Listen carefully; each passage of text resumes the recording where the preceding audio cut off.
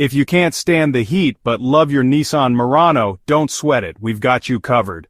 First, let's check the simplest fix. Pop the hood and locate the AC fuse. It's usually in the fuse box near the battery. If the fuse is blown, replace it and see if that does the trick. Next, inspect the AC relay. This little component can sometimes fail. Swap it with a similar relay in the box and test the AC again. Still no cold air? Don't worry, we've got more steps. Now let's move to the cabin. Find the AC controls and make sure they're set correctly. Sometimes it's just a matter of adjusting the settings. Check your AC filter too. A dirty filter can block airflow. Replace it if needed. Finally, we need to check the refrigerant level. You can buy an AC recharge kit from any auto parts store. Follow the instructions to add refrigerant. If the level was low, this should bring back the cool breeze. If none of these steps work, it might be time to visit a professional. There could be a more serious issue that requires expert help.